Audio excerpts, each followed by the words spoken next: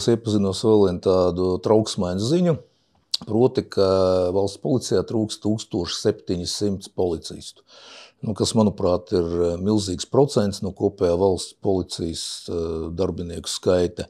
Tajā pat laikā, pēc jaunā gada, Saeimas deputāti, ministri un vēl citi ierēģi saņem skrietni algas paaugstinājumu. Tātad viņiem nauda ir, dažādiem citiem mērķiem ir, kā mēs te runājam, Kariņam 1,3 miljonu, lai lidot ar privātām lidmašīnām uz dažādām iestādēm ir, bet policistiem naudas nav. Vajadzīga reorganizācija, vajadzīgi profesionāli cilvēki, kas sakārtot šo sistēmu. Un tiešām, lai policijā strādātu profesionāli cilvēki ar labu izglītību, ar labu intelektu, un viņa atalgojuma līmenis būtu atbilstošs. Es uzskatu, ka tam vajadzētu būt sākot no 2000 eiro.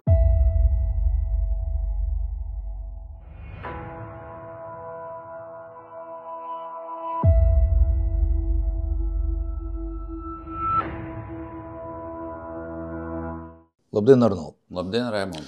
Tu zini, pirms dažām dienām atkal mēdījos iepazinos vēl vienu tādu trauksmainu ziņu, proti, ka valsts policijā trūkst 1700 policistu, kas, manuprāt, ir milzīgs procents no kopējā valsts policijas darbinieku skaita.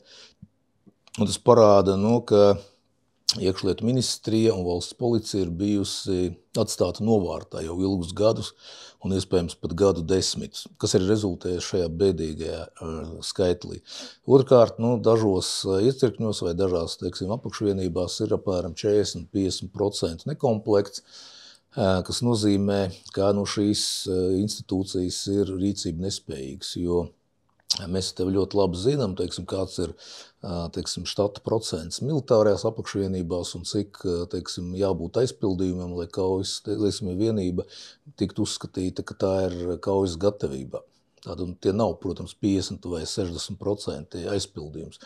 Tas nozīmē, ka šis uzdevuma apjoms, kas ir katrai no šīm apakšvienībām, katrām no šīm institūcijām, tiek sadalīts proporcionāli starp tiem cilvēkiem, kas vispār ir attiecīgajā valsts policijas dienestā tajā brīdī. Tas nozīmē, ka, ja trūkst 40 vai 50% personāla sastāva, tātad visi šie uzdevumi tiek sadalīti papildus atlikušiem 40, 50 vai 60%. Kas nozīmē savukārt, ka notiek izdegšana darbā, ka ir tātad palielināts stresa līmenis, visam tam kopā ir ārkārtīgi zemais atalgojums, kas neļauj šiem cilvēkiem normāli dzīvot, normāli attīstīties. Un, manuprāt, tas ir ārkārtīgs apdraudējums valsts nacionālajai drošībai, sevišķi iekšējai drošībai. Jo, ja valsts policija nebūs spējīga pildīt savas funkcijas aiz tā vienkārša iemesla, ka valsts policijā nav cilvēki, tad es domāju, ka mēs visi esam apdraudēti. Un šeit tad ir atkal jautājums, man ir divi jautājumi. Pirmais, ar ko tad ir nodarbojušies visi iepriekšēji iekšlietu ministri? Es pieļauju, ka liela daļa no viņiem bija labi cilvēki ar labiem nodomiem, bet mēs redzam, ka policistu trūkst, policijas, darbs nav prestižs, policists nesaņem lielu algu, policistam ir milzīga pārslodze, policisti pārdeg savā darbā, policisti iet prom no dienesta policijā. Tātad, viss tas rada ārkārtīgi lielu nekomplektu un, kā es teicu, tieši apdraudējumu valsts iekšējai drošībai. Tajā pat laikā, pēc jaunā gada, Saeimas deputāti, ministri un vēl citi ierēģi saņem skrietni algas paaugstinājumu. Tātad viņiem nauda ir, dažādiem citiem mērķiem ir, kā mēs te runājam, Kariņam 1,3 miljonu, lai lidot ar privātām lidmašīnām uz dažādām iestādēm ir, bet policistiem naudas nav. Un arī nākamā gada budžetā, tur nav liels palielinājums. Viņš nespēja konkurēt ar citām sfērām, nespēja konkurēt ar inflāciju, un tur ir runa tikai par 2025. gadu, acīm redzot. Līdz ar to klausies, izskatās, ka vēl viena valsts drošības sfēra ir ārkārtīgi nopietni apdraudēta. Tavs viedoklis par šo visu?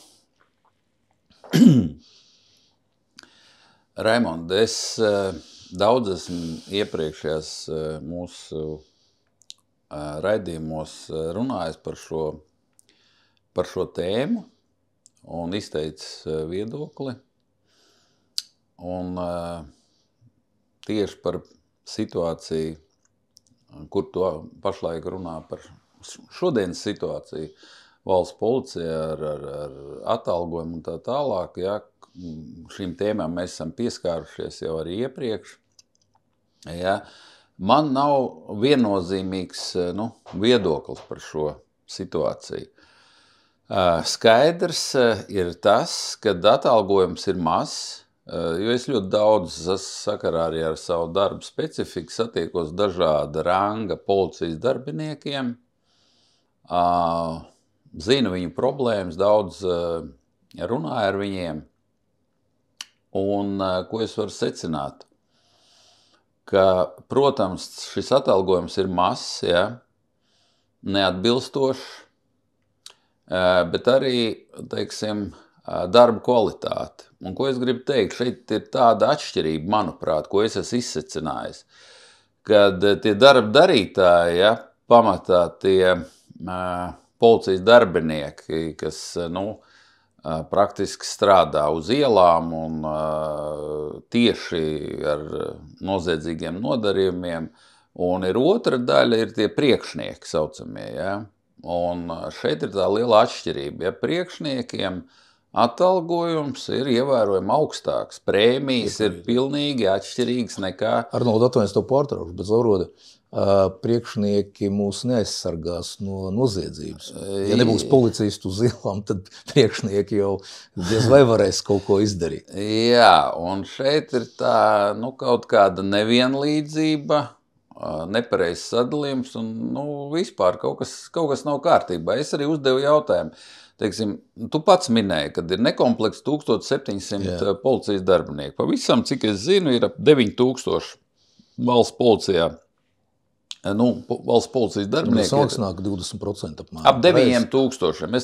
Es to zinu. Vajadzētu būt tam komplektam, jo es kādreiz nodarbojos ar tām lietām, tagad nav svarīgi ar kādām, bet man šī informācija bija pieejama, un tagad, ja mēs paņēmām 1700, tas ir apmēram 20%. Ja? Tātad es nesen tikos ar vienu diezgan augsta ranga policijas darbinieku un uzdevu tādu jautājumu. Es saku, ir tās problēmas, un darbinieks tiešām patriotisks, viņš saka, ja atalgojums ir mazs, darbs tāpat ir jādara, vai tu dari, vai ej prom no darba, ja tev neapmierina atalgojums. Tāds patriotisks darbinieks. Es uzdevu jautājumu, es saku, paklausies, es saku, 1700 tagad it kā iztrūks, tad praktiski ir budžetā, policijas darba alga budžetā, būtībā tā ir brīva naudas līdzekļi, kurus varētu sadalīt tiem policijas darbiniekiem, atlikušiem 20% pielikt pie algas praktiski. Tā sanāk, no loģikas viedokļa, tad budžetā jau tā nauda paredzēta. Man teica, ka ir tāda lieta kā virsstundas, ko apmaksā, ka daudz strādā virsstundas, un kad īsti nav skaidrs saprotam, kur šī nauda vispār paliek. Godīgi sakot, man arī bija tā savādi, jo 1700 nav, tad naudas līdzekļi ir lieki, 20% varētu pacelt, paaugstināt šo darbu kvalitāti, efektivitāti. Kaut kas katrā gadījumā manā skatījumā nav kārtībā. Es vairāk kārt teicu, es esmu ļoti daudz saskāries ar policijas darbiniekiem, dažādu rangu, arī ar tiem, kas, kā var teikt, strādā to, melno darbu uz ielām un ar cilvēkiem un ar noziedzīgiem nodarījumiem apkaru, un ko es esmu manījis, kad ir tiešām labi policijas darbinieki, augsti kvalificēti, profesionāli, un ir zemes kvalitātes, ir cilvēki, kas varbūt ir izsīkuši, nezinu kāpēc, viņi negrib vai nevar, kuriem nevajadzētu strādāt, tad acīm redzot, Un šī sistēma, skaidrs, es vairāk kārt teicu, ka viņi nav sakārtot. Šī sistēma tiešām nav sakārtot. Un, protams, no vadības puses, ja es būtu valsts policijas vadībā, vai ministrs, piemēram, es zinātu, man būtu apmēram skaidrs, kā viņi vajadzētu sakārtot šo sistēmu. Tāpēc, ka es esmu strādājis armijā, dažādos amatos, un būtībā man nav saprotams, kāpēc, nav sakārtot šī sistēma. Mans izskaidrojums ir viens, ka cilvēki, kas strādā vadošos amatos, vienkārši neko negrib darīt, vai nemāk darīt, vai nesaprot, kā to izdarīt. Viņi ir apmierināti ar to,